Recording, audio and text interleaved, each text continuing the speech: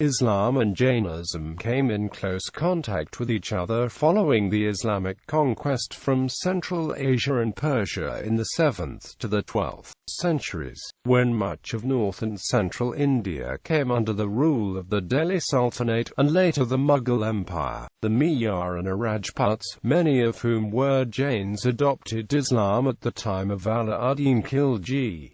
Muslim conquerors and Jain institutions. The first mosque built in Delhi, the Quwwat al-Islam, was built after the Jain temples built previously under the Tomara dynasty were forcefully converted into mosques by the Muslim Sultanate. 27 Jain temples were demolished to build this mosque, whose name translates to Might of Islam. The remains of the temple were used to provide the building material for the mosque. Similarly, the Jami Masjid at Kampat was built on ruins of Jain temples. In the year 782, the city of Valapi, which was an important Jain center, was destroyed by Arab rulers of Sind. Mahmud Ghazni, Muhammad Ghori and Alauddin Muhammad Shah Khilji further oppressed the Jain community. They vandalized idols and destroyed temples and converted them into mosques.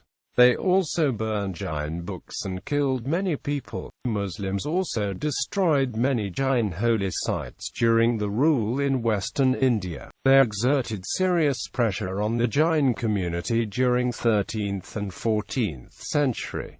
Jains were powerless against the dominance of Islam at the time. The shrine of Ibrahim at Bhadreshwar in Gujarat, built in 1160 AD, was built before Islamic conquest. Mehrdad Shokouhi regards the Muslim monuments at Bhadreshwar to be the earliest Muslim monument in India based on archaeological evidence with architecture similar to the Jain temples of Mount Abu. According to Jain text Jagadukaritra, a grant was provided by the Jain ruler Jagdu Shah for the construction of a mosque. Jainism in the Delhi Sultanate. Jinaprabha Suri writes in his Vividatir the Kalpa of his relationship with Muhammad bin Tughlaq, Sultan of Delhi. In 2 chapters that discuss his relationship with the Sultan, Jinaprabha travels to Delhi to recover an image that had been taken from a temple. After impressing the Sultan with his poetic flair and his thorough knowledge of the various religious and philosophical schools in India, in the 2nd chapter, Jinaprabha is called back to Delhi to settle some religious matters for the Sultan. After getting the image back from the Sultan's treasury, Jinaprabha is paraded around the town on an elephant as a display of his preeminence in debate. He accompanies the Sultan on his military campaigns, and upon his return is awarded a quarter of town in Tughlaqabad from the Jain community, including a hall for Jinaprabha to teach in. Amid great fanfare and celebration, the Jain community is declared by our author as prosperous and just as when the Hindus ruled and times were not so bad. The glorious Jinaprabha Suri taught all those who come to him, even those of other faiths, and all rush to serve him. Jinaprabha also secured edicts to allow Jains to go on pilgrimage unharmed and untaxed. While temples were desecrated, Jinaprabha speaks of these incidents as due to the power of the Dark Age in which such things are going to happen. He also speaks of these desecrations as opportunities to earn endless merit by restoring temples, which laymen did with gusto. In the Digambara tradition, the founding of the Bhattaraka tradition in its modern form is often attributed to Prabhachandra of Mulasang. Balatkara Gana Saraswati Getcha, who travelled from Patna to Delhi, where he was anointed in a ceremony as the first Bhattaraka of Delhi. He was invited by the ruler of Delhi, who is identified as Muhammad bin Tughlaq.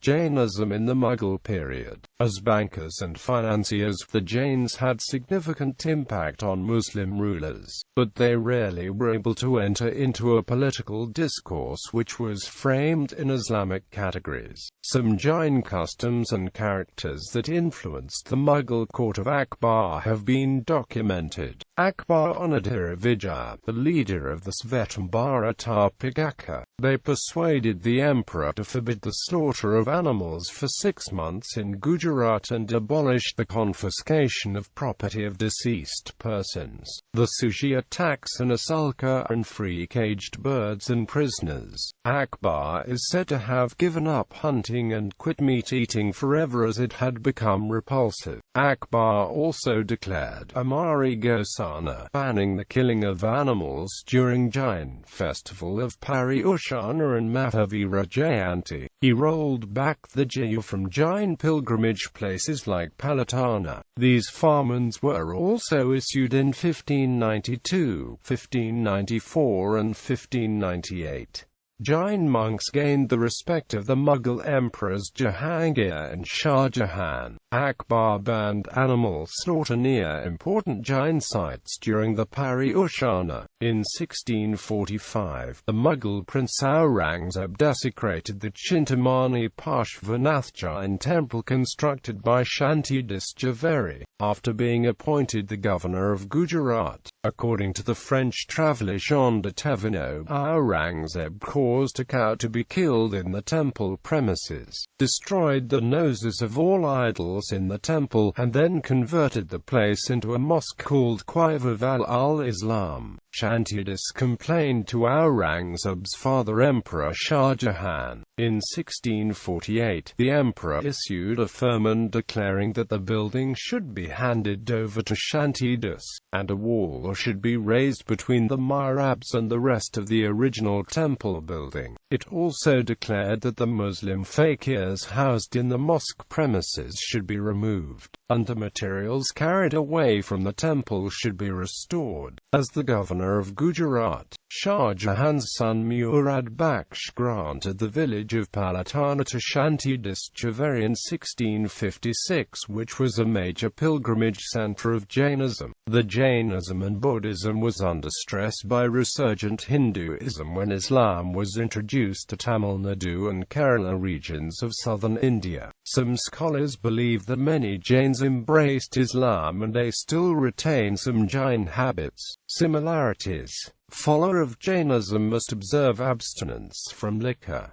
In Islam also, consumption of liquor is prohibited. Champat Ray Jain, an influential Jain writer of the 20th century, authored a book named Lifting of the Veil of the Gems of Islam. Both Jainism and Islam place great value on fasting. One major difference is that in Islam eating is permitted outside of daylight hours, whereas in Jain fasting eating after daylight is discouraged. Jains are strictly vegetarian. While vegetarianism is not an Islamic concept, a few Islamic scholars such as Egyptian scholar Gamal al-Banna and Indian scholar Zakir Naik have stated that a Muslim may choose to be vegetarian. Scholars have given fatwa that vegetarian food may be eaten by Muslims even when prepared by non-Muslims, since it does not involve haram foods. Some Muslim animal rights advocates quote, "There is not an animal on earth, nor a bird that flies on its wings, but their community is like you," to support the view. According to Hadith of Sahih Bukhari, when the companions PF the Prophet asked, "O Allah's Messenger, is there a reward for us in serving the animals?" He replied, "There is a reward for serving any living being."